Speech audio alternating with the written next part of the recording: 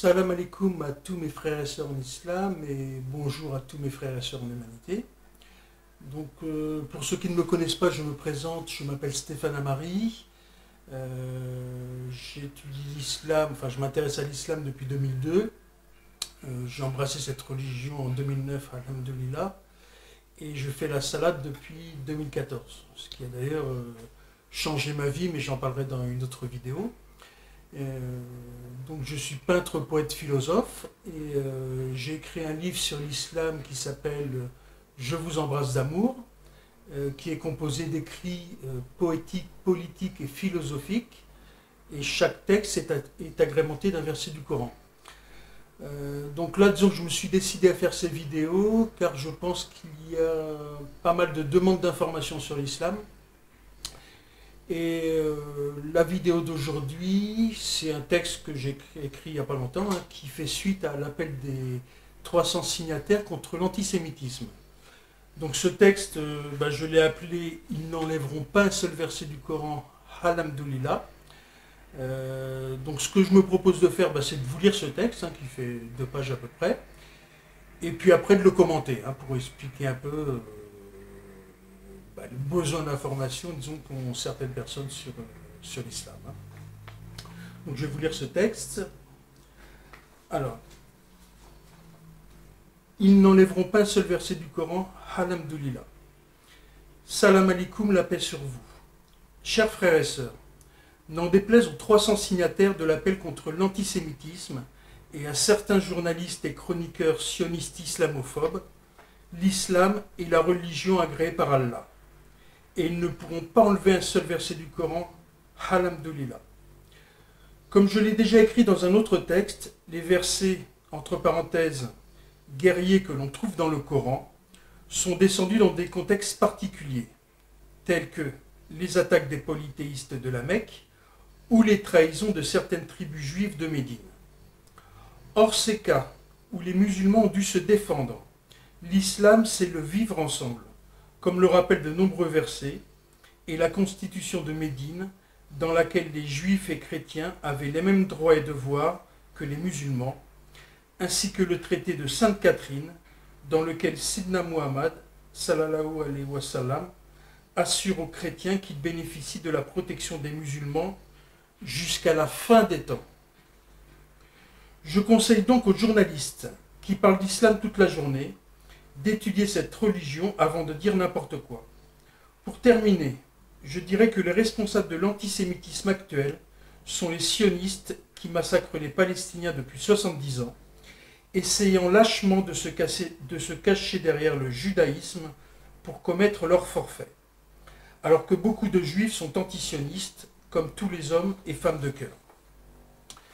Paix, justice et amour sur terre, Free Palestine, Inch'Allah, paix, shalom, salam, pêche à l'homme, à l'âme. Postscriptum. En vérité, il n'y a qu'une religion, l'islam révélé à différents prophètes, tels que le sceau des prophètes Muhammad sallallahu alayhi wa sallam, mais aussi à Adam, Abraham, Moussa, entre parenthèses Moïse, Aïssa, entre parenthèses Jésus, et tous les autres prophètes, sur eux la paix.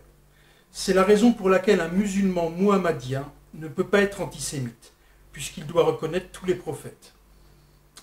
Puis après, donc, je vais vous lire 2 versets que j'ai mis à la suite de ce texte. Le premier verset, c'est le suivant. Certes, la religion acceptée d'Allah, c'est l'islam. Coran, sourate 3, la famille d'Imram, verset 19.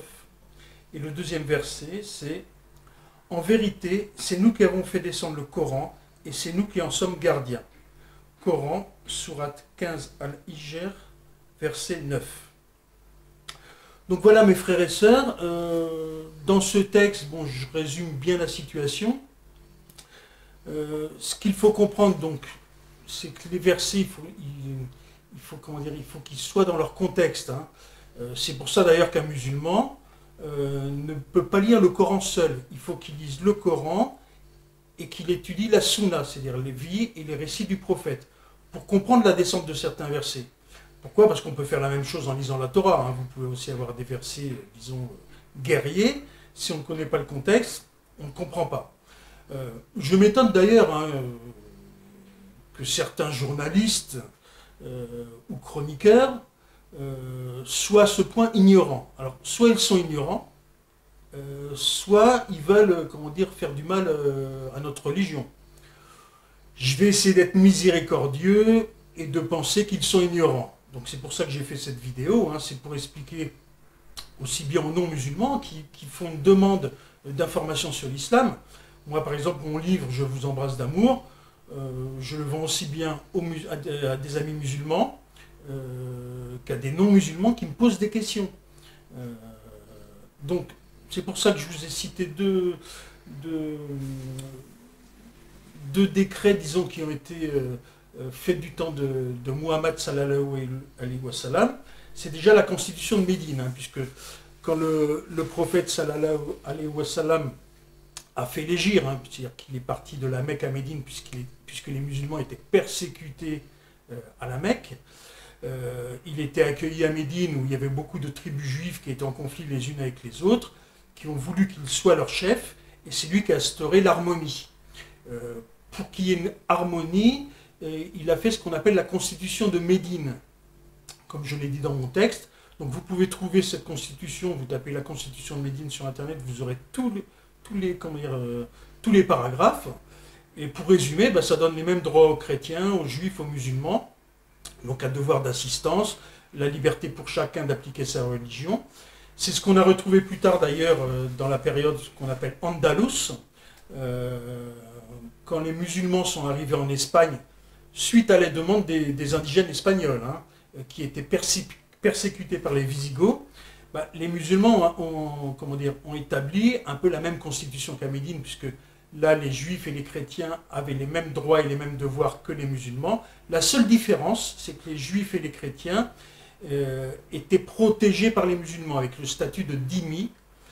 C'est quoi le statut de dhimmi? C'est que comme les musulmans étaient appelés pour conquérir d'autres territoires suite à la demande des peuples, hein, puisque les peuples étaient opprimés, ils trouvaient qu'avec les musulmans, ils avaient plus de liberté. Les musulmans ne voulant pas mettre en porte-à-faux les juifs et les chrétiens qui auraient pu rencontrer des congénères à eux, devaient payer un impôt qui était moins élevé que l'impôt que payaient les musulmans, la zakat, mais qui les exemptait du service militaire, tout simplement. En dehors de ça, ils avaient des postes à responsabilité. Et c'est là d'ailleurs en Andalousie qu'on a assisté à une émulation intellectuelle, puisque les musulmans ont apporté beaucoup à la science, hein, que ce soit en astronomie, mathématiques, ils ont traduit les écrits grecs. Donc il y a une émulation intellectuelle entre juifs, chrétiens et musulmans qui a bénéficié à l'Europe par la suite, puisque l'Europe à cette époque vivait au Moyen-Âge, et ils ont bénéficié par la suite de tous les apports qu'ont apportés les musulmans. D'ailleurs, quand les chrétiens ont conquis l'Espagne, beaucoup de juifs sont partis avec les musulmans. Pourquoi? Parce que les juifs qui restaient en Espagne, comme les musulmans d'ailleurs, étaient contraints par la force à la conversion au catholicisme. Donc en fait, la religion de tolérance, c'est l'islam. Hein.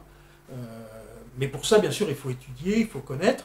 Alors après, à l'époque du prophète, sallallahu alayhi wa sallam, il y a eu aussi ce qu'on appelle le traité de Sainte-Catherine. C'est-à-dire il y a des moines du monastère de Sainte-Catherine qui étaient persécutés. Ils ont demandé assistance au prophète, sallallahu alayhi wa sallam. À la suite de ça, donc, Mohammed, sallallahu alayhi wa sallam, a fait le traité de Sainte-Catherine, que vous pouvez aussi trouver sur Internet avec tous les détails, et qui garantit la protection des chrétiens par les musulmans jusqu'à la fin des temps. Et Mohammed sallallahu alayhi wa sallam sera témoin au jour du jugement pour les musulmans qui auraient enfreint ce traité. Donc voilà, j'espère que je vous ai apporté un peu d'éclairage. Hein. Excusez mon accent quand je prononce des noms arabes parce que j'ai beaucoup de travail encore à faire, en particulier sur la prononciation. J'espère par la suite, diffuser d'autres vidéos sur d'autres textes de mon livre. Alors, avant de nous quitter, j'ai juste deux versets encore à vous lire, deux petits versets. Le premier, c'est celui-là. Ceux qui ont cru, juifs, chrétiens et sabéens, ceux qui ont cru en Allah et au jour dernier et ont œuvré pieusement, auront leur récompense auprès de leur Seigneur. ils ne connaîtront ni crainte ni affliction. Coran, sourate 2, Lavage, verset 62. Et puis dernier verset, pourquoi? Parce que l'islam en fait n'est pas venu simplement pour les musulmans, c'est venu pour les mondes. Donc vous avez le verset suivant, qui parle de Muhammad sallallahu alayhi wa sallam, et nous ne t'avons envoyé que comme miséricorde pour les mondes. Coran, sourate 21, les prophètes, verset 107. Voilà, j'espère vous revoir pour une prochaine vidéo, que vous partagerez cette vidéo auprès de vos amis si elle vous a plu. Et puis je vous remercie par avance pour vos encouragements. Le Ramadan arrive bientôt, Inch'Allah, donc ça sera l'occasion pour nous tous de purifier nos corps et nos cœurs par la grâce d'Allah. Et je demande simplement à Allah de nous guider sur le chemin droit, car Allah, tu es le clément, le miséricordieux. Donc veille sur nous et fais que nous apportons à la terre et dans nos cœurs la paix, la justice et l'amour. Inch'Allah, à bientôt.